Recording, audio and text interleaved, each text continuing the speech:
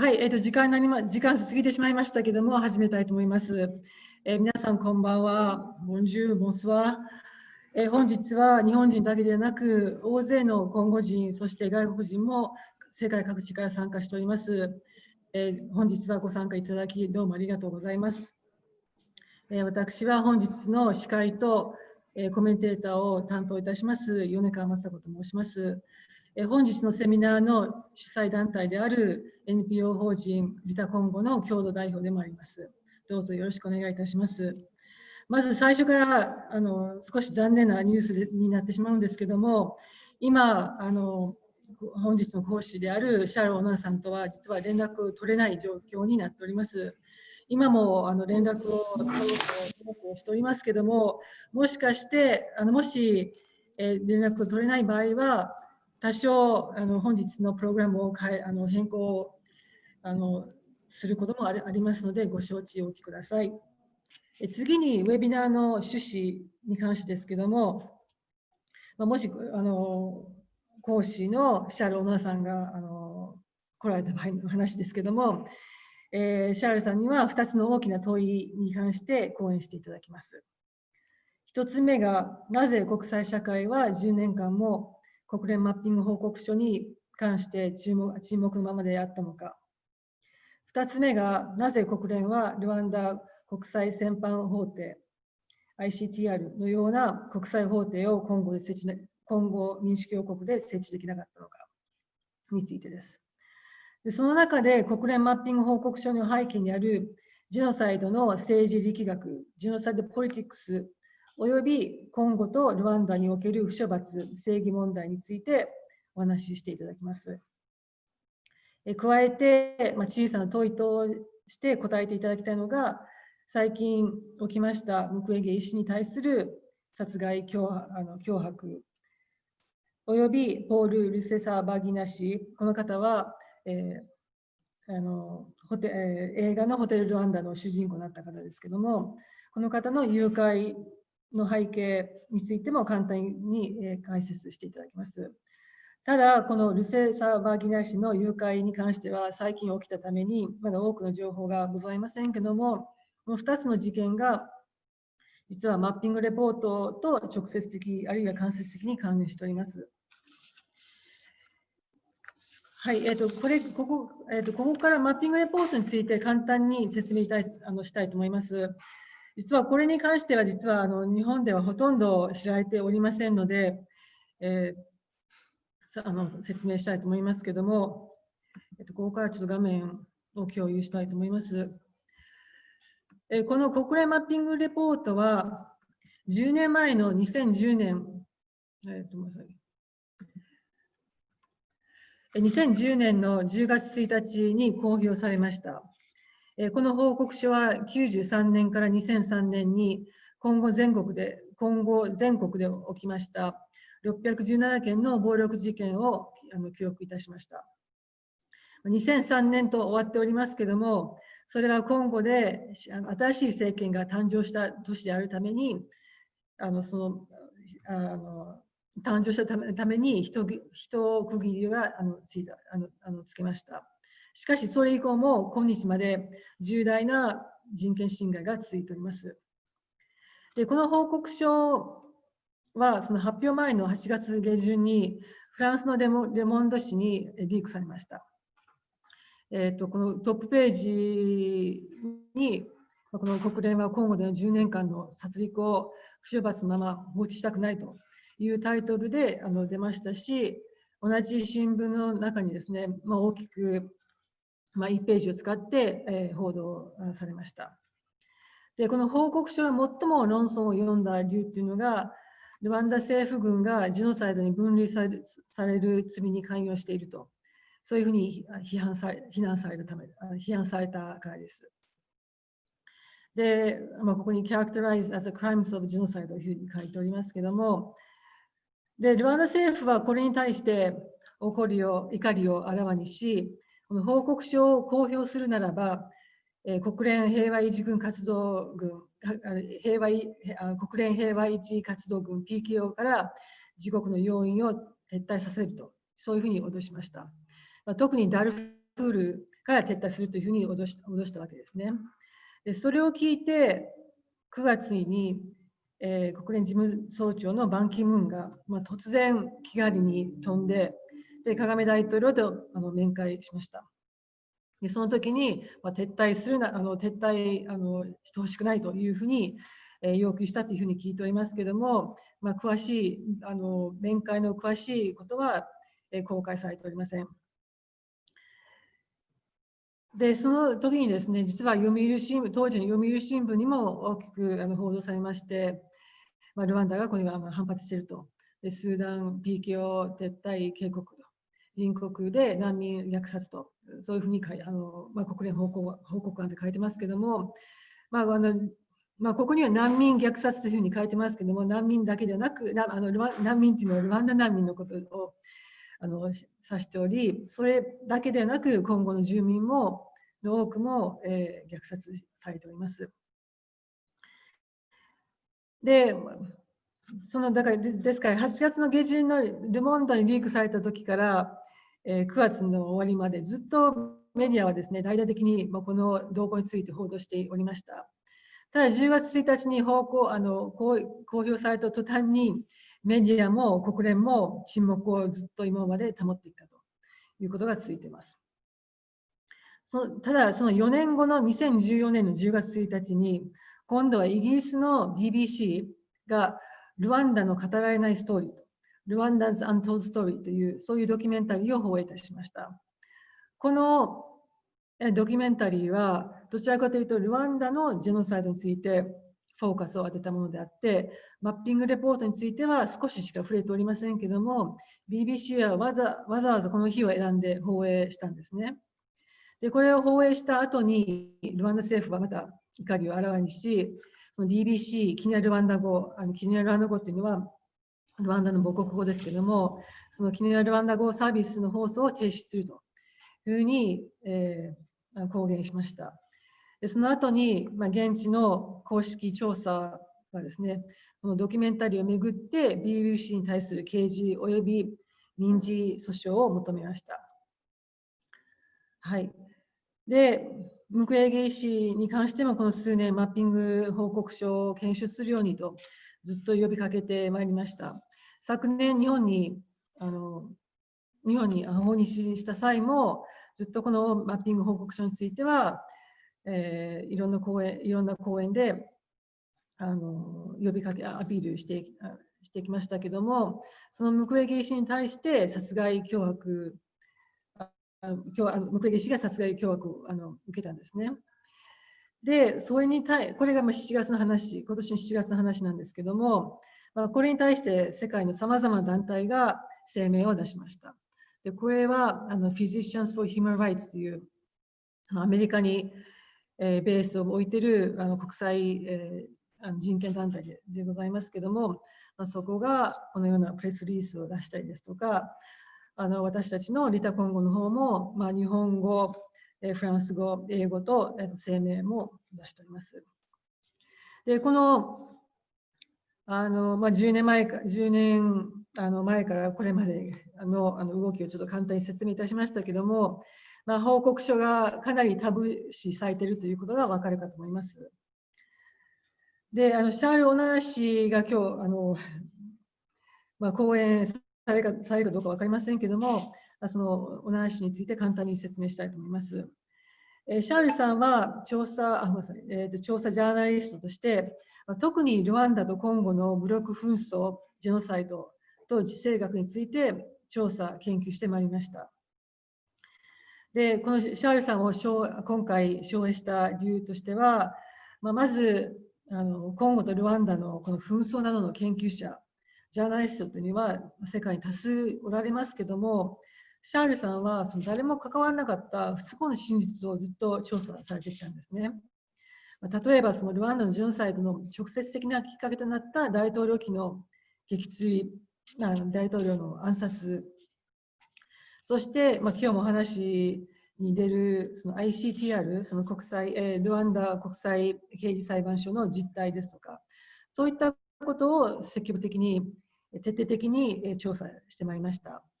ただ、シャールさんはフランス語で出版してきたために、大多数の日本人が読むこともなく、今回、奨励する価値があるというふうに判断いたしました。また、シャールさんは、この太古地域、つまりルワンダ、コンゴ、ブルンジ、ウガンダ、この地域の異常性、特異性、異常性もよく指摘されておりました。例えばですね、ごめんなさい、指摘しているんですけども、シャールさんはもともとカメルーン出身で今フランスに在住していますけども、でこの太古地域だけでなく、実はコートジボワールとかスーダンとか他の地域の紛争も多少研究し、そこと太古地域と多少比較はできる立場にいるんですけども、そのシャールさんが実はこの太古地域と全然何の関係がないと、経済的利益も特にあるわけではないし、ありませんし、家族的関係もないと。そういうシャールさんだからこそ、その客観的に、また自由な立場で発言できるということで、今回、本日のテーマに関しては、適任者であるというふうに判断いたしました。私自身のことになりますけれども、この10年間、やはりシャールさんの本とか、インタビューを聞き、そこからいろんな刺激を受け、勉強させられました。だからこそ本日はシャールさんを講師として迎えることを楽しみにしており、光栄であり、名誉のことだと思っておりますけれども、本人が本当に現れてほしいというふうに今願っております。もう少しこの趣旨についてもう少し説明したいと思いますけれども、そもそもこのジェノサイド・ポリティクスとは何なのかということについて、ちょっと簡単に説明したいと思います。今から話をすることはですね、ピエール・ピアンさんというフランス人の調査ジャーナリストの、発言したことをこれから共有したいと思います。このピエール・ピアンさんという方は、ちょっと共有をちょっと停止しますね。はい。ピエール・ピアンさんという方は、このシャールさんの大事な友達であって、残念ながら昨年亡くなったんですけども、私は5年前に日本に招聘いたしました。その時に言ったことを共有してさせてください。表面的なことには頼ってはならないと。裏の裏までリサーチをし、秘密のアジェンダを探すようにと。たとえジェノサイドが現実に発生しているとしても、その用語の使い方によってはと。このジェノサイドの用語に使い方によってはですね、これ本当強調したいんですけども、人々の思考力を止まり、徹底的な調査が妨害される可能性がある。なぜならば、ジェノサイドという用語が政治あるいは戦略上の目的に悪用されることがあり、真実が暴露できなくなるからと。そのように、5年前に私が日本に招聘したときに話されていました。ですので、このジェノサイドと聞くと、悲劇が起きたと、で助けないといけないと、被害者がたくさんいると、またそのルワンダは、でも今のルワンダはジェノサイドからかなり復興して、今成功例だと、経済的にも成長していると、そこで思考が止まってしまうんですけども、一般的に。そうではなくて、そのジェノサイドによって何が変わり、誰が利益を得たのかと、誰が損したのかと、そういった分析が必要だと思います。で、このような研究は、特に日本ではまだまだ不十分であるというふうに私は考えております。で、ジェノサイド研究者も、日本に多くいらっしゃいますけども、例えば、ルワンダと、コンゴとその他の地域におけるジェノサイド、カンボジアですとか、他の地域と比較するなど、そういった研究も進めていただければと思います。そうすることによって、このルワンダ、コンゴの特異性、あるいは異常性が明らかになるのではないかというふうに思います。でも、このジェノサイド・ポリティクスに関して、そのシャールさんが、そもそもなぜこの太古地域に関心を持ったきっかけは何なのかについてちょっと簡単に説明いたしますと、これは皆さんと同じだと思いますけれども、やはり94年のルワンダのジェノサイドがきっかけだったというふうに話しております。でその時にですね、いろんなメディアがその100日間の間に100万人がジェノサイドで亡くなったと。それを繰り返し報道されているんですけども、しかし誰もそのジェノサイドの直接的なきっかけとなった当時のルワンダ大統領、ハビアリマナ大統領の暗殺、つまり大統領機の撃墜事件については、誰も目を向いてないということに気づいたということを話しています。そこで、シャールさんが調査してて、で闇があるということに発覚したんですね。つまり、やっぱりジェノサイドという単語を使うことによって大事なことから注目をそらすというそういう危険性があるということなので、やはり先ほど申し上げましたピエールさんの助言は大事なのかなというふうに思います。またシャールさんはよくその太古地域の特異性、異常性としてですね、この10年間の間に、93年から2001年の8年間になりますけれども、この太古地域における4名の国家元首が暗殺されていると。しかし、その真実が知られていないということを指摘しております。あるいは真実が知られてないというふうに言いましたけれども、調査があったとしても、実は決断ありきの調査しかないということも指摘しております。この4人の国家元首ですけれども、まずルワンダの先ほど申し上げましたハベアリマーナとブルンジのンタリャミラ大統領、この方はそのハベアリマーナ大統領と同じ大統領期に乗っておりまして、一緒に亡くなってしまったんですけれども、その前の93年には、やはりブルンジ大統領のンダダイエという方も亡くなった、やはり暗殺されておりますし、2001年には今後のカビラ大統領、ローレン・デゼレ・カビラ大統領も暗殺されております。で、これらも実はジェノサイドとも実は関係しているということなので、やはり暗殺とジェノサイドと別々でなく、やはり一緒に研究すべきではないかということを言っています。で、また、今日は、コンゴが中心、今日の話はコンゴが中心になりますけれども、ルワンダのこともやっぱり一緒に見る必要があるということですけれども、私は、特にこの10年間、ルワンダの動向を見ててですね、本当に恐ろしいなと思うのがですね、やっぱりルワンダが世界の強者になってしまっているのではないかというふうに懸念を抱いております。先ほど申し上げましたムクウェゲ氏の殺害脅迫についてですね、国連、またさまざまな団体、政府が声明を出したというふうに言いましたけれども、先ほどの、もう一回お見せします。先ほど共有いたしました。はい、例えばこの Physicians for Human Rights という NGO のプレスリリースを先ほどお見せいたしましたけれども、この団体だけがルワンダ政府が殺害脅迫に関わったというふうに明白に言及しているんですね。で、他の政府ですとか団体は、そのルワンダがそれに関わったということを全然言及していなくて、一般的にその殺害脅迫であったということに関して懸念を出していると、懸念を示しているということを言及しております。で、これは世界の大国も含めて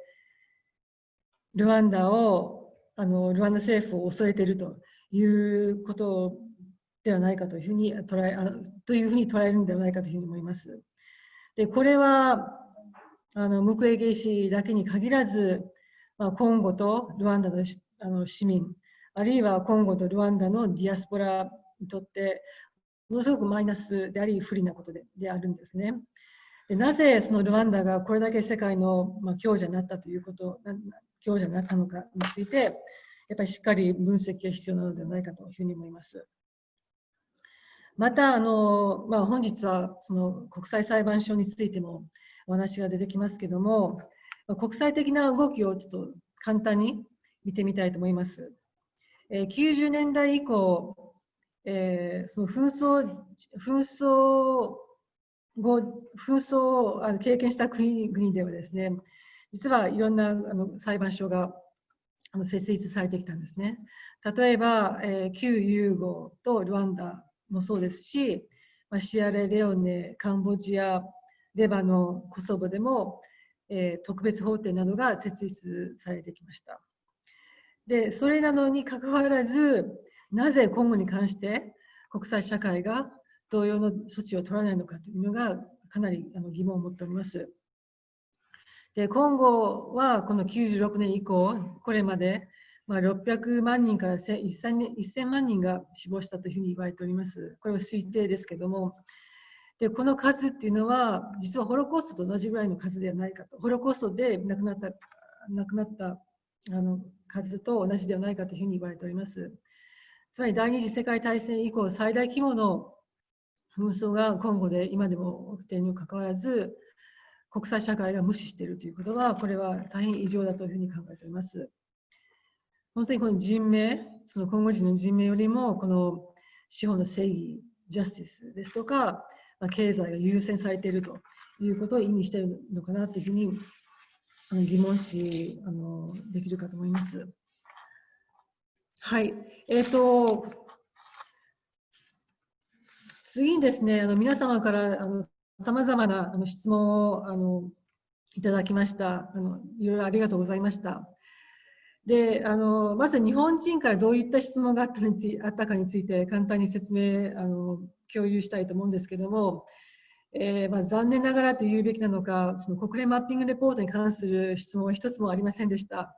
それほど日本ではやっぱりまだ知られてないという意味なのかなと思ったんですけども、ただやっぱり今の今後の現状ですとか、あるいは人権侵害ですとか、ムクウェゲ氏の状態、殺害脅迫を受けて今大丈夫なのかとか、どういうふうにムクウェゲ氏を支援できるのかといった、そういった質問が多くありました。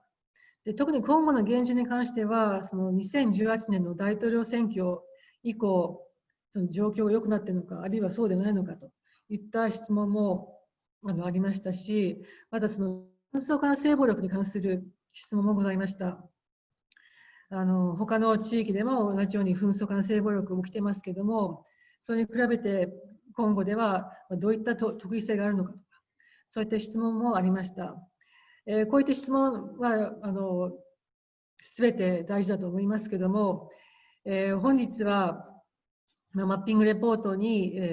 焦点を当てたいと思っておりますので、これらの質問に関してはまた近い将来別の機会を設けたいというふうに考えております。で、コンゴ人からの質問は、やっぱりマッピングレポートに関して多くの質問、ご意見をいただいております。それを紹介したいと思います。そもそもどの国とどの国の勢力がマッピングレポートの推奨、その国際法廷の設置に反対しているのかと、どういった利害関係が絡んでいるのかといったことですとか、なぜ今後政府自身がこのマッピングレポートの犯人を裁く国際法廷の設置を求めないのかということです。先ほど国連ですとかメディアがずっとこのマッピングレポートに関して沈黙し続けてきたというふうに話しましたけれども、今後政府も実はそうなんですね。それがなぜなのかといった質問、またなぜ国連がこのマッピングレポートを無視するのか、レポートに言及されていながらなぜ国連は今後でジェノサイドが起きたことを正式に認識しないのかということ、そういった質問がございました。それ以外にもマッピングレポートに関してですけれども、93年から2003年までの人権侵害について記録しているというふうに申し上げましたけれども、現在でも今後東部で住民への虐殺が続いていると。なので、やっぱり2004年以降の罪も裁く必要があるのではないかと。そういった質問ですとか、あとそのマッピングレポートの勧告、推奨しているのがですね、その今後の裁判、国内裁判と国際裁判のハイブリッド裁判所の設立なんですね。ただ、このハイブリッド裁判所よりも、実は国際法廷の方が、国際法廷の設立の方が良くない、効率的ではないかという、そういう質問も、ございます。また、国連マッピングレポートとはちょっと多少関係してきますけども、その国連の役割、国連の PKO の役割、あるいは国連 PKO の無力についての意見ですとか、質問もございました。例えば、国連軍の目の前で外国兵士による略奪や虐殺が起きていますと。で、国連軍も実は共犯者ではないでしょうかと。で、国連軍の調査もすべきではないでしょうかというご意見もありますし、あと当事者国、これ今後だと思いますけれども、当事者国に政治的意思がない場合は、国連や EU、欧州連合はどのような影響を与えることができるのかと。でまた先ほど死者数の方です。死者数について私が600万人から1000万人推定亡くなっているというふうに話しましたけども、本当の死者数はどうなんだといった質問ですとか、あとその国際社会は今後単にその利権、鉱山として認識しているんではないかと。つまり、人の命は関係なく豊富にある豊富なその鉱山だけをそれだけを見てるんではないかという意見ですとか、あとはこれ日本ではあまり知られてないかもしれませんけども、今後東部の分裂、そのバルカニゼーションという言い方をしますけども、それは実はアメリカが計画があるのかといった質問もありました。この今後東部の分裂に関しては、この20年間ずっとそういうふうに言われ続けてきているんですけども、これは何を意味するかというと、今後東部が独立するかとする、あるいはルワンダが今後を吸収というか、オキペーション、その支配するとか、そういった意味になります。で、なぜこういった話が出るかというと、それは96年、ルワンダがコンゴに侵攻してからそういった計画があるんではないかということをずっと言われてきましたし、また2013年に南スーダンが独立いたしましたけれども、この背景にはやっぱアメリカが関与しているというふうに言われています。なので、南スーダンの次は実は今後東部ではないかということを現地の人はずっと恐れております。はい、以上に、私の方から簡単ですけども、マッピングレポートの背景について、説明の方を終わりたいと思います。はい、で、今日は多くのコンゴ人が参加しているというふうにお話しいたしましたけども、中にはコンゴからのコンゴ人の政治家も参加しているというふうに聞いております。なので、ここからはですね、今日私がモデレーターという話をしましたけども、私の教団のモデレーターであるジョン・クロード・マスマン先生に、ここからちょっとバトンタッチをいたしまして、で、せっかくですので、そのコンゴ人からの、発言とか、その意見交換もできればなというふうに思います。で、今日はマーティン・ファイルさんという、方がおられます。で、この方は2018年の大統領選挙の時に出馬された方ではありまして、いろいろ意見発言があるということですので、その方にもお話ししていただきます。OK. Est-ce que je peux demander M. Martin Fayulu de parler? Oui, madame, est-ce que vous m'entendez? Oui, oui, oui. Merci beaucoup pour participer avec nous. Alors, donc, je disais que j'étais très content de l'organisation de ces webinaires parce que les rapports mapping nous concernent. Et il y a des exactions commises ici au Congo. On se demande pourquoi la communauté internationale et surtout l'ONU 私たちに関係しているものであります。n'arrive pas à mettre cette question sur la table pour que les Congolais sachent exactement ce qui s'est passé. Tant qu'on ne saura pas la vérité, tant qu'on ne pourra pas dire aux Congolais et au monde entier, et même aux pays limitrophes, ce qui s'est passé réellement, nous allons continuer à vivre ce que nous vivons aujourd'hui. La République démocratique du Congo n'est pas seulement la ville de Kinshasa qui n'a que 10 000 km². La République démocratique du Congo, c'est 2 345 400 km². C'est-à-dire, il y a une grande partie, c'est à l'est de la République. Aujourd'hui, il n'y a pas de vie à l'est de la République. En Ituri, il n'y a pas de vie. Au nord Kivu, partout, à Beni, Goma, Butembo, il n'y a pas de vie. Au sud Kivu, à Bukavu, dans les hauts plateaux du sud Kivu, il n'y a pas de vie partout. Mais le monde entier regarde les Congos et le monde entier regarde que des troupes étrangères, les armées étrangères, se battent dans les hauts plateaux du sud Kivu et personne ne dit mot. Est-ce que nous, Congo, nous faisons partie de la communauté internationale ou non? Et maintenant, le docteur Mukwege, ce digne fils du Congo, avec sa notoriété, essaye de dire que non, les massacres continuent, que le peuple congolais souffre, et maintenant, ce digne fils est menacé. Ce digne fils est menacé et je suis très content de la réaction que le monde a pris à ces sujets pour le docteur Mukwege. Mais docteur Mukwege, il est docteur Mukwege, il est prix Nobel. Mais tous ceux qui meurent tous les jours au Congo, ceux-là, leur vie ne compte pas, ceux qui sont morts et que les familles souffrent aujourd'hui, qui ont des séquelles, et ceux qui ont survécu à ces massacres, qui sont amputés des jambes, qui sont aveugles aujourd'hui, qui sont devenus des handicapés physiques. Mais ces gens-là, et même des handicapés mentaux, il y en a beaucoup, et handicapés mentaux, tous ceux-là qui vont ou qui vont s'occuper d'eux. C'est pour cela que nous réclamons l'institution, l'établissement de ce tribunal pénal international pour les Congo pour, comment dire, traiter toutes ces questions qui sont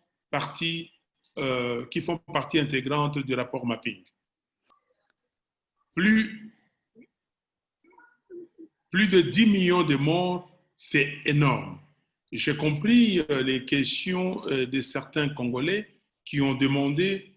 si on s'intéresse seulement aux ressources naturelles du Congo. Ici, c'était seulement les ressources naturelles du Congo qui comptaient. Mais nous pensons qu'ici, il y a près de 90 millions d'habitants, il y a ces ressources,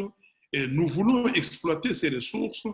pour le besoin du monde. Nous faisons partie du monde et nous sommes capables d'exploiter ces ressources, mais nous voulons la paix, nous voulons la sécurité et nous voulons le développement de notre pays. Et nous voulons en tout cas que le monde puisse nous aider à comprendre ce qui s'est passé et même à faire d'autres rapports mapping. De 2003 à aujourd'hui, les exactions continuent. On tue tous les jours au Congo et surtout dans la partie est du Congo. Et c'est comme ça que le docteur Mukwege s'élève et il dit non, trop c'est trop. Les récentes menaces contre le docteur Mukwege, c'est parce qu'il parle de la situation actuelle. Donc, nous exigeons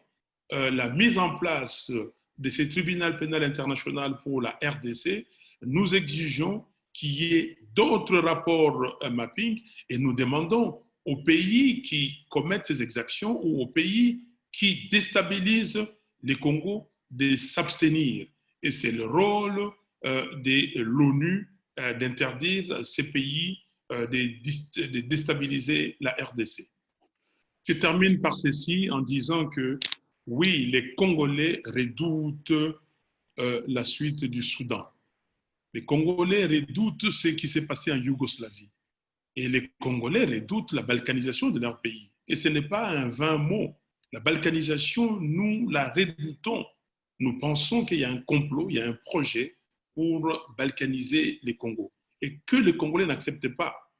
Tout est fait ici, aujourd'hui, pour fragiliser notre pays. Tout est fait. Les gouvernements illégitimes, tous les gouvernements illégitimes qu'on met en place au Congo, ça procède de cette stratégie. Donc, nous ne voulons pas de la balkanisation et les gens qui pensent que le Congo sera balkanisé, qui sachent que dans la tête des Congolais, cette idée est totalement rejetée. Et maintenant, il y a des gens qui ont été piégés et qui commencent à venir avec d'autres notions ici, comme le tribalisme, en vue de fragiliser davantage les Congos. Nous n'accepterons pas ça et nous disons à la communauté internationale que les Congolais sont souverains. Il faut laisser la souveraineté à ces peuples pour que ces peuples participent au développement du monde. Les Congolais pensent qu'il a quelque chose à donner au monde. Si Dieu a donné à ces pays les ressources qui s'y trouvent,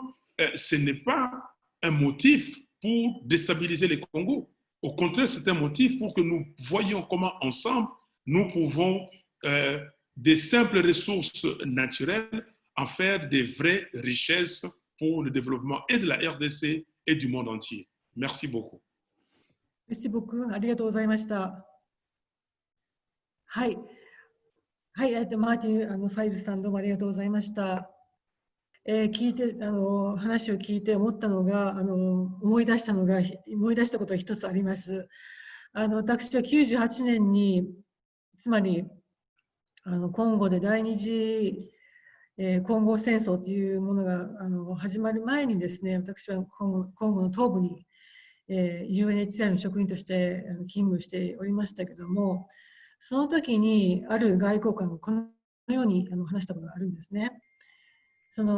や国際社会はコンゴ東部に平和をもたらしたいというふうに真面目に考えてないと。もうここに不安定をもたらしたいという、それしか考えていませんよと。そういうふうにズバッと言ったことがございます。その方は別に自分の想像で言ったわけではなくてですね、もういろんなネットワークをお持ちの方だったので、そういういろんな情報を仕入れた上で言ったことだと思うんですけども、残念ながらその方が言った発言は今でもそうであってと。ですから本当に国際社会はPKO を送ったりとか、いろんな努力はしているんですけども、実は本当に政治的意思があるのかどうかは疑問がかなり残ります。はい。では、シャールさんも大丈夫ですかね。じゃあ、その間にちょっとシャールさんがちょっとまだ数分時間かかりそうですので、ジョン・クロード、その間にちょっとジョン・クロード・マスマン先生にちょっと一言お話しいただけますか。Oui, on vous entend. Ok, d'accord. Bon, en attendant que Charles Onana arrive à nous rejoindre, rapidement, je voudrais juste faire un bref rappel sur les rapports mapping. Et la plupart d'entre nous, disons, la plupart surtout les participants congolais, n'ont pas eu jusqu'à ce moment probablement le temps de lire ces rapports en entièreté. Et je voudrais juste faire un bref rappel à leur intention avant que l'orateur du jour, Charles Onana, arrive à nous rejoindre. Oui, donc ça fait 10 ans, exactement depuis le 1er octobre 2010, que le rapport mapping a été publié par les Nations Unies, plus précisément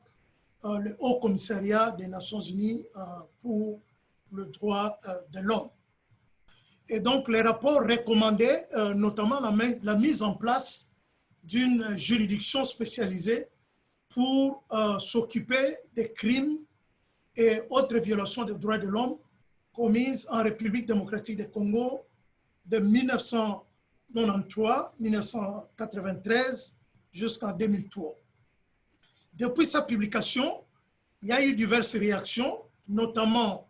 les pays voisins ainsi que le gouvernement congolais. À l'époque de sa publication, le gouvernement congolais avait promis de mettre tout le moyen pour la création ou la mise en place d'un système spécialisé qui devrait juger des crimes identifiés dans les rapports mapping. Bon, la suite, nous la connaissons, rien n'a été fait. Et en plus, lorsque le rapport a été publié, immédiatement, il y a eu des positions farouchement opposées à ces rapports, attitudes de rejet par les pays voisins, notamment les pays impliqués dans les crimes identifiés dans les rapports mapping. Et quand le rapport a été publié finalement le 1er octobre 2010, la liste des auteurs présumés qui étaient censés faire partie de documents en annexe n'a jamais été publiée. Autre détail important, l'équipe des Nations Unies, l'équipe des experts qui travaillaient sur ces documents du rapport mapping avait été démantelée en 2010 alors que cette équipe d'experts bénéficiait de financement jusqu'en août 2011. Donc ces rapports, dans l'établissement de ces rapports a été le fruit ou le résultat d'une analyse de plus de 1500 documents rassemblés, analysés par le groupe d'experts des Nations Unies entre 2007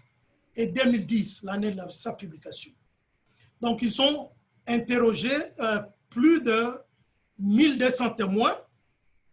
et ils ont répertorié, ils ont identifié plus de 600 cas de violences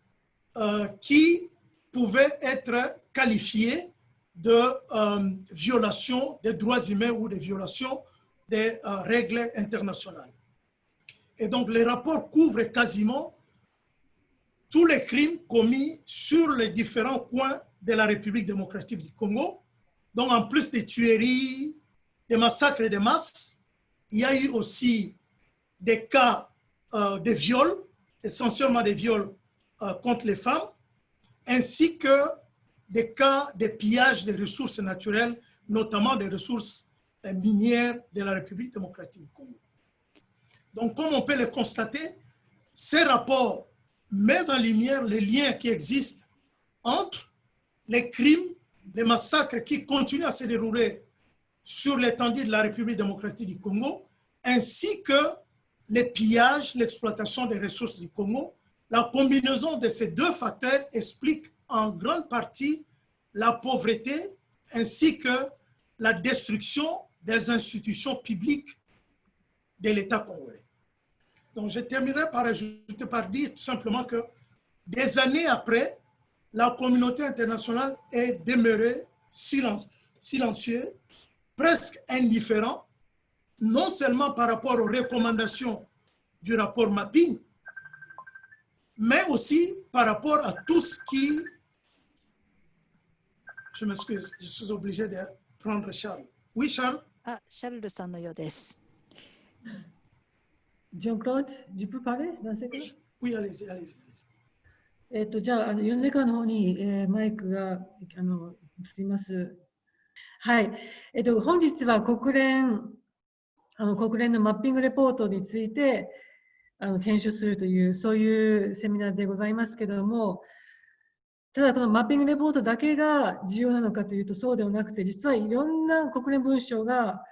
これまで公表されてきました。90年代には実はガレトンレポートというレポートがありまして、でこれは当時の国連人権特別報告者、スペシャルラポーターという方で、チリ人のロベルト・ガレトンという方ですけれども、この方がやはり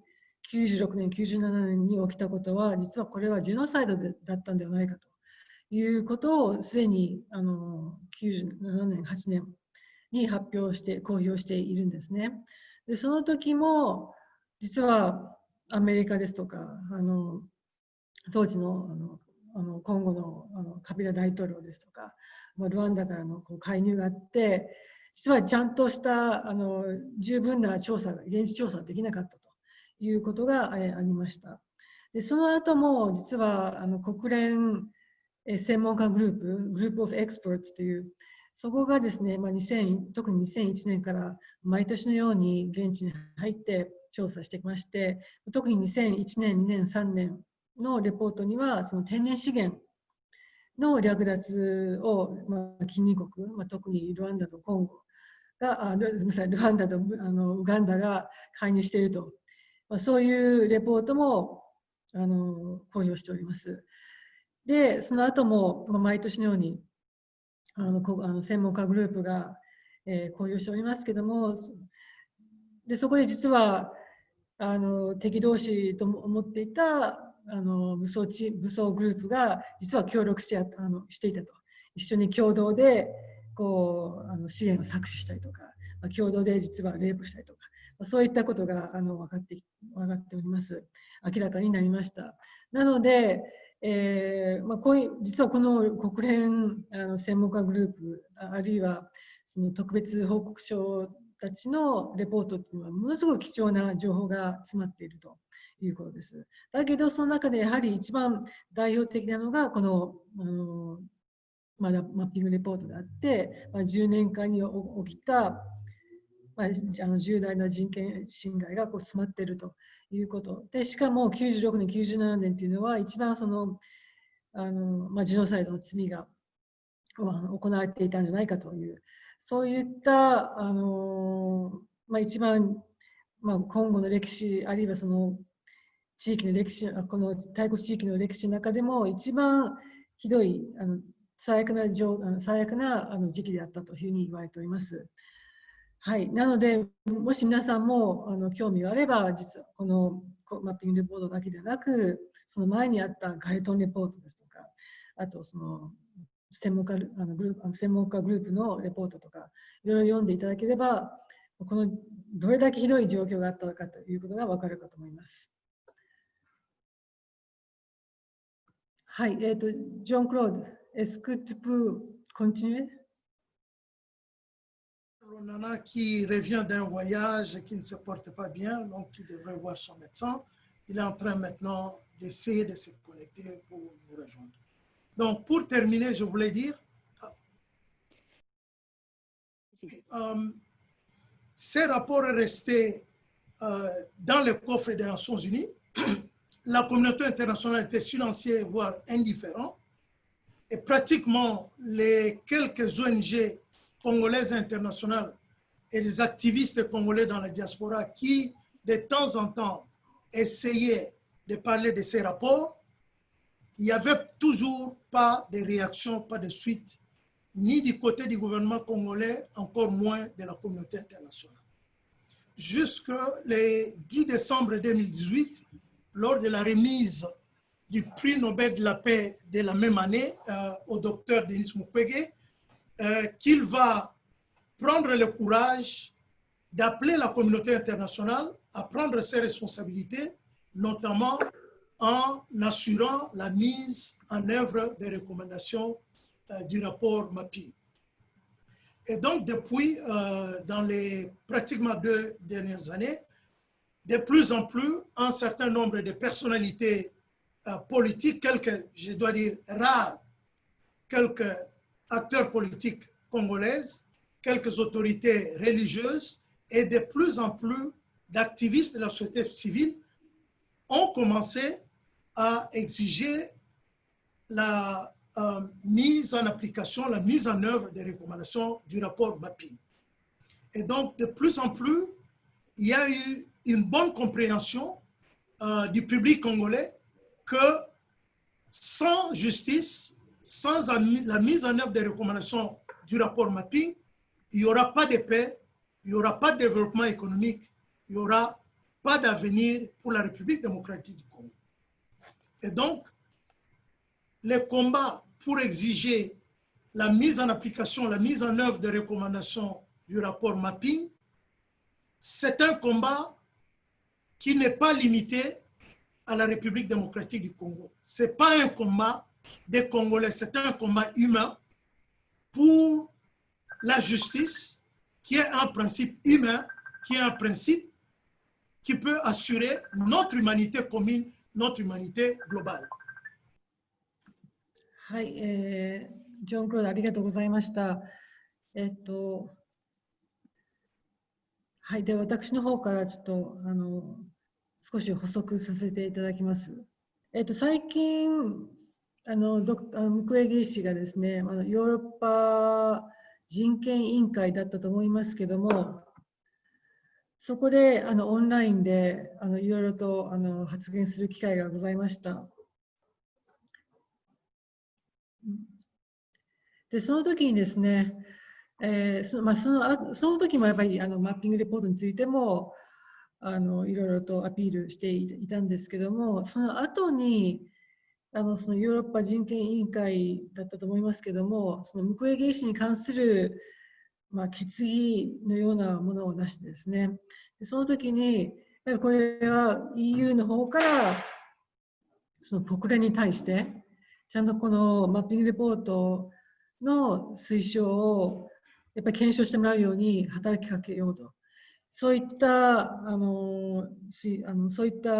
決議がございました。なので、EU では、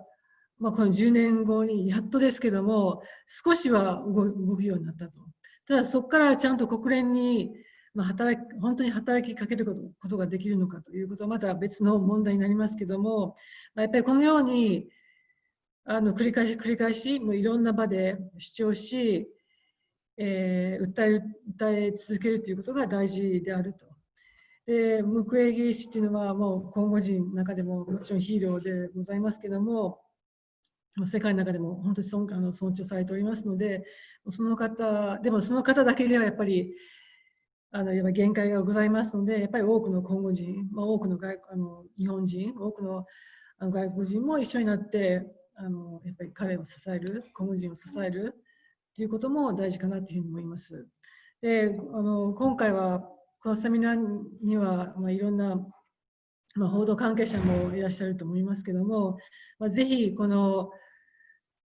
10年という節目の年にですね、こういうことがあったということをぜひ報道していただければと思います。はい、今やっとシャールさんが入ってきたということですので、Charles, est-ce que tu es là? Oui, oui, oui, je suis là, oui, tout à fait. Oui. Ok. Ah, je suis très content. ください。はい。 Merci, merci. よかっ Soyez た。 bienvenue. よ Merci, うこ merci. そいらしてくださいました。 Oui. Finalement, merci やっ beaucoup. とやっ Je と te vois bien, Très Asako. content. Merci 顔 beaucoup. が見えます。Joindre. ありがとうございます。ご参加いただきありがとうございます。Merci d'être avec nous. Merci beaucoup et je m'excuse profondément pour le retard. Je suis arrivé hier dans la nuit et un peu malade, donc j'étais obligé d'aller voir le médecin très tôt pour essayer d'être là, donc ça va. はい、 Okay. すみません、遅く C'est les effets du な retard りまし mapping. て、昨日の夜到着しましたんですけれども、病気になりまして、朝早くお医者さんに行ってきました。これはマッピング報告書効果なのかもしれません。ちょっと遅れが出ていると。Bon. Alors, bonsoir, bonjour. Il m'a été demandé de m'exprimer sur, la situation du rapport mapping et le traitement que la justice internationale réserve ou les possibilités qu'on peut avoir pour gérer ce rapport-là. On se rend compte tout simplement que je remercie d'abord Masako, tous les organisateurs de cet événement. Je dois dire que beaucoup de personnes depuis des années, lorsque le rapport Mapping était sorti sur la tragédie du Congo, il faut rappeler qu'il y avait déjà eu plusieurs rapports qui sont sortis sur la tragédie du Congo depuis 2001. Bon, il faut dire que j'avais suivi particulièrement le tout premier rapport qui avait été publié par les experts des Nations Unies sur le pillage et les violations des droits de l'homme au Congo en 2001. J'en avais discuté beaucoup à l'époque avec l'envoyé spécial du président Clinton qui était dans les Grands Lacs, qui était la Congresswoman Cynthia McKinney. Alors, lorsqu'elle avait obtenu plusieurs éléments sur ce rapport, qu'elle avait décidé de confier aux experts des Nations Unies, peu après, sa maison avait été cambriolée. Elle a également reçu plusieurs menaces et ces menaces avaient été également reçues par la présidente de la commission des experts des Nations Unies, qui est d'origine de Côte d'Ivoire. Et ces menaces venaient essentiellement du Rwanda. Alors, les différents rapports qui sont sortis par la suite allaient toujours dans le même sens en indiquant toujours le rôle précis et l'implication du Rwanda dans le pillage des ressources du Congo et dans la violation des droits de l'homme au Congo. Il faut dire que l'impact du rapport Mapping, après tous ces autres rapports qui étaient sortis, c'est que le rapport Mapping a eu un meilleur impact dans l'opinion que les rapports précédents qui allaient tout aussi dans le même sens. Alors, il faut dire qu'une fois que le rapport Mapping est sorti, nous avons essayé également de relayer ou de faire entendre la voix du rapport Mapping, mais on a eu l'impression que la plupart des médias occidentaux étaient sourds à ce qui avait été dit dans le contenu du rapport Mapping. Il faut dire, pour revenir donc à ce qu'on peut dire aujourd'hui de la situation du rapport Mapping par rapport à la justice internationale, il faut rappeler que le mandat du tribunal pénal international pour le Rwanda impliquait déjà d'examiner les crimes commis sur le territoire congolais. Les gens ont un peu oublié parce que le mandat du tribunal pénal international pour le Rwanda, on a cru que ça concernait exclusivement le territoire rwandais. Mais la résolution des Nations Unies qui avait été adoptée disait les crimes commis sur le territoire rwandais et sur les territoires voisins. Mais on a oublié les territoires voisins, et les territoires voisins, le principal territoire voisin, c'était la République démocratique du Congo. Il faut dire que lorsque le tribunal international pour le Rwanda a engagé ces procès, il y avait beaucoup de témoignages qui portaient également sur les exactions et les crimes commis sur le territoire congolais. Entre 1900, parce qu'il faut rappeler, je rappelle toujours la date, c'était les crimes commis au Rwanda et dans les territoires voisins entre le 1er janvier et le 31 décembre 1994. Et il faut dire que ma collègue et amie Masako, qui a beaucoup travaillé sur les camps des réfugiés, la période qui va entre le mois de juillet 1994 jusqu'au mois de décembre 1994, il y a des réfugiés qui ont été tués, massacrés au Congo et qui auraient pu faire l'objet des enquêtes et des poursuites devant le tribunal pénal international. Il faut dire que tous ces crimes-là ont été totalement oubliés du tribunal pénal international parce qu'il y a eu des Congolais qui ont été massacrés également pendant cette période-là, soit parce qu'on les a confondus avec les Rwandais, soit parce que la guerre qui a été portée sur le territoire congolais à ce moment-là, contre la volonté du Congo, a fait des victimes sur le territoire congolais. Alors, quand on revient au rapport Mapping, on se rend compte que si on avait établi dès le début des liens entre le travail qui n'a pas été fait par le tribunal pénal international sur le Congo, on comprend maintenant que quand le rapport mapping vient apporter des éléments nouveaux et des éléments qui permettent de renforcer ces crimes et de montrer l'historique de ces crimes, il y a tous les éléments sur la table pour permettre effectivement qu'on puisse ouvrir un dossier pénal sur les crimes commis au Congo et le pillage, bien sûr, du Congo. Mais ça me permet de faire ma petite réflexion sur ce qui, sur la possibilité, la création d'un tribunal pénal international pour le Congo. Écoutez, le docteur Mukwege et beaucoup de personnalités éminentes demandent depuis des années qu'on crée un tribunal pénal international pour les crimes commis au Congo. Oui, mais le problème, c'est que la demande d'une création, de la création d'un tribunal pénal international pour le Congo implique la volonté politique de faire ce tribunal. Est-ce qu'il y a vraiment une volonté politique de créer un tribunal pénal international pour le Congo? Je pose la question à dessein parce que, comme je l'ai dit tout à l'heure, on devait déjà, dans le cadre du tribunal pénal international pour le Rwanda, poursuivre les gens qui ont commis des crimes sur le territoire du Congo en 1994. Ces poursuites n'ont jamais été effectuées par le tribunal pénal international, ce qui veut dire qu'il n'y avait pas la volonté politique dans le cadre de tous les procès qui se sont tenus au tribunal pénal international pour impliquer les gens qui ont commis les crimes au Congo et pour qu'ils soient poursuivis. Et ce qu'on a constaté rapidement avant la clôture, ou en tout cas au moment de la clôture du tribunal pénal international, c'est que le Rwanda a demandé que l'ensemble des archives du tribunal pénal international soient transférées au Rwanda.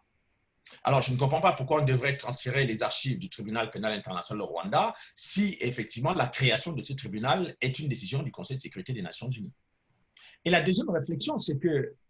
personne ne parle aujourd'hui du tribunal de la justice espagnole qui a accumulé un nombre impressionnant de preuves commises au Congo. Donc, certains des éléments concernent le rapport mapping.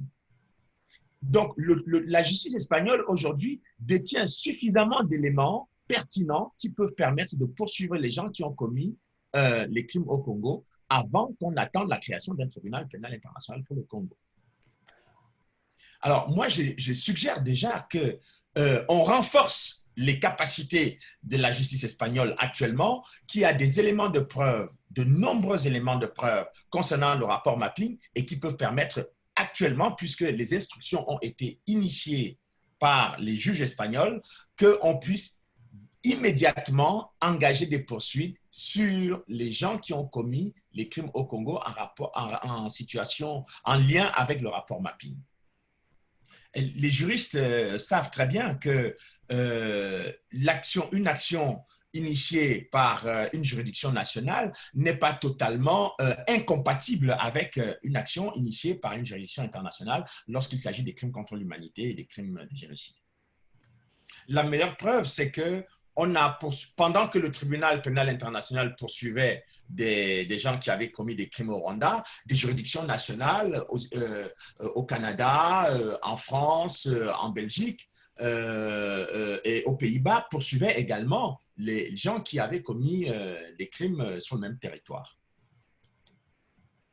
Et je considère qu'on a aujourd'hui les moyens de pouvoir encourager et renforcer le travail de la justice espagnole pour qu'elle travaille déjà sur les éléments à sa disposition, parce qu'il y a eu des enquêtes extrêmement fouillées, extrêmement bien documentées concernant les implications du Rwanda dans le rapport mapping qui peuvent permettre aujourd'hui à la justice espagnole de travailler dans de très bonnes conditions. Je pense que pour ne pas être très long et permettre les échanges, je pense que ce serait déjà pour moi un très bon test de voir si il y a une véritable volonté politique d'engager la création d'un tribunal pénal international pour le Congo en travaillant déjà avec une juridiction qui est crédible, la juridiction espagnole, qui a les moyens, qui a les éléments à sa disposition et qui peut permettre d'aller un peu plus loin. C'est un peu la réflexion que je voulais faire pour permettre qu'on puisse élargir le débat. はい、シャールさん、どうも貴重な話ありがとうございました。スペインが確かにちょっとごめんなさい、私も名前忘れてしまいましたけども、判事がかなり質の高いレポートを出したことを記憶にあります。はい、では、今から、20分今日ございますけども、皆様からの質疑応答の場にしたいと思います。増野先生の方からどなたかを、ご指定いただけますでしょうか。Vous pouvez désigner quelqu'un, Monsieur Mansoana, à Il y intervenir. a jusque-là, si je vois déjà 6 mains en l'air, est-ce qu'on peut commencer par Monsieur? Allez-y, posez votre question, s'il vous plaît. Oui, je voulais dire ceci. Concernant le rapport mapping, tu démontres tous les faits qui ont été commis en République démocratique du Congo pendant plus de 10 ans. Je me demande si nos autorités congolaises, notamment le gouvernement, y est impliqué clairement, ou si un jour il demande à la communauté internationale de pouvoir suivre tous les auteurs qui sont cités ou indexés dans ce rapport mapping, les acteurs des droits humains et la société civile qui pensent.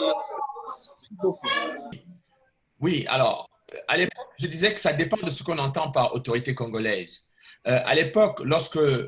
Joseph Kabila était au pouvoir, parce que c'est l'époque du rapport mapping, moi, dans mes investigations, j'ai constaté que toutes les actions qui étaient menées par les autorités rwandaises ou les forces de sécurité rwandaises sur le territoire congolais n'étaient pas du tout prises en compte par les autorités, par Joseph Kabila. Et il n'y avait aucune action du gouvernement congolais contre ces incursions armées. Alors, j'étais un peu surpris par l'attitude du gouvernement congolais de l'époque, d'autant plus que quand il y a eu ce qu'on a appelé le DDR, la démobilisation et la réintégration des forces, ce qu'on appelait la reconstitution d'une armée congolaise par le processus de réintégration, il y avait quand même des gens qui avaient commis des crimes au Congo qui venaient des forces de sécurité rwandaises qui ont été intégrées dans l'armée congolaise. Et cela, ça n'a choqué personne. Ceci est compréhensible. On peut expliquer l'attitude des autorités congolaises de l'époque, c'est-à-dire sous Joseph Kabila, c'est que Joseph Kabila lui-même venait des rangs de l'armée patriotique rwandaise qui a commis des crimes au Congo et qui continue de commettre des crimes au Congo. Il est lui-même issu de cette armée et l'ancien ministre de la Défense du Rwanda, James Kabarebe, avait expliqué clairement que c'est lui qui a formé Joseph Kabila. Oui. Donc, ceci est une attitude qui montre effectivement, qui explique le silence des autorités congolaises. Et donc, quand on parle de silence, évidemment, on peut assimiler le silence à une approbation ou tout au moins une sorte d'indifférence. Mais est-ce qu'on peut être indifférent au sort de ces populations lorsqu'on parle d'un État souverain? Est-ce qu'on peut approuver les crimes qui sont commis sur son territoire lorsqu'on dirige un pays? Dans ce cas de figure, je pense que les éléments qui seraient susceptibles d'amener les anciennes autorités du Congo à expliquer leur attitude devant une juridiction internationale ou une juridiction pénale, par exemple dans le cas de la justice espagnole, serait intéressante puisque les éléments du rapport mapping montrent effectivement que l'attitude des autorités congolaises de l'époque n'est pas très claire sur le jeu que mènent, les crimes que mènent les forces de sécurité Rwanda en République démocratique du Congo. Donc, ok. Jean-Claude, tu peux choisir? Oui, j'ai quelques questions là devant. Et Charles, il y a une question sur si vous pouvez, autant que possible, identifier quelques puissances internationale qui s'oppose au suivi des recommandations du rapport Mapping? De façon très explicite, il y a par exemple les États-Unis et la Grande-Bretagne hein, qui sont les principaux soutiens du Rwanda dans ce qui s'est passé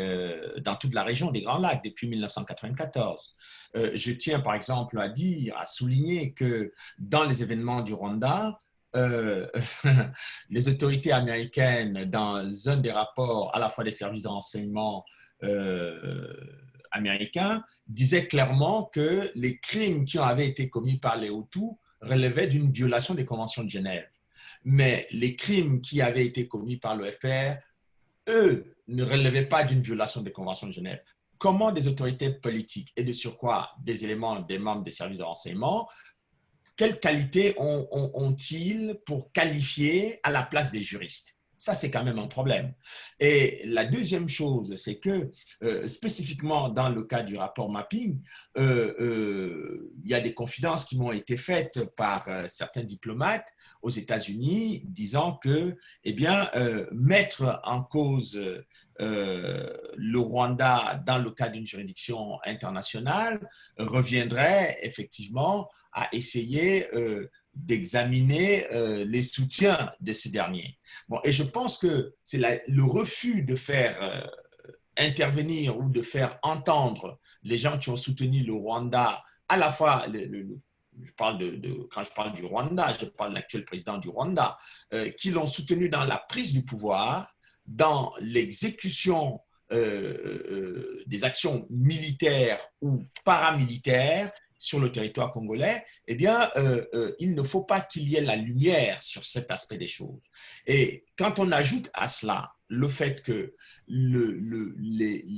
drame que connaît le Congo est largement en partie lié au pillage de ses ressources et que ceux qui prennent ces ressources, eh bien, sont des gens qui sont en relation avec des multinationales canadiennes, américaines, britanniques,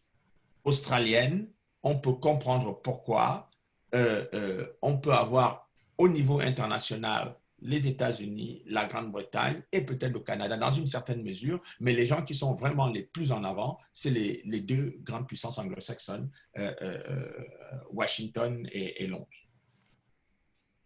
Je dois simplement souligner que le point de vue des autorités de ces pays est à nuancer avec le point de vue d'un certain nombre d'élus de ces pays-là. Il y a des élus britanniques, des élus américains qui sont pour la création d'une juridiction internationale hein, et qui sont pour les poursuites à engager contre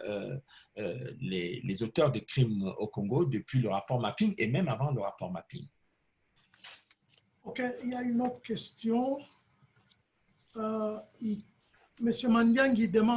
voudrait savoir si les deux pays précités, l'Angleterre et les États-Unis, peuvent faire partie de la solution à la crise, disons, à la crise congolaise, ainsi qu'à la mise en œuvre des résolutions du rapport Mapping. Et si oui, comment vous pensez Écoutez, tout le monde peut faire et tout le monde devrait faire oui. Partie de la solution au Congo. À partir du moment où on considère que le droit international est garant, est une garantie de la protection des citoyens, quelle que soit leur origine ethnique, religieuse ou raciale, je pense que tout le monde devrait participer parce que la Charte des Nations Unies, manifestement, est reconnue par tout le monde. Donc, si on part de ce principe-là, on peut considérer que tout le monde devrait faire des efforts pour que la situation qui perdure au Congo s'arrête. Voilà. Masako. Yonekawa-san, どうぞ。はい。はい、どうもありがとうございました。シャールさん、大変貴重な講演ありがとうございました。やはりこのマッピングレポートの闇についていろいろ明らかになった点があるかと思います。そのやっぱり司法の正義ですとか、もうそのがやっぱ天然資源ですとか、また大国の利権と関わっているということが分かったかと思いますけども、ただその一方で可能性も多少は見えてきたと、そのスペイン国際裁判所を強化すべきだという、そういったレコメンデーションがありましたので、そちらの方もこれから検証を進めたいというふうに考えております。シャールズさん、本当に体調が悪い中、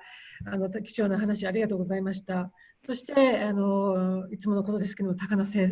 さん、最高級の通訳、どうもありがとうございました。そして、参加者の皆様もいろいろとご意見、ご発言ありがとうございました。Merci beaucoup. Merci. Bonne journée. Bonne journée. Merci, merci. 良い日をお過ごしください。ありがとうございました。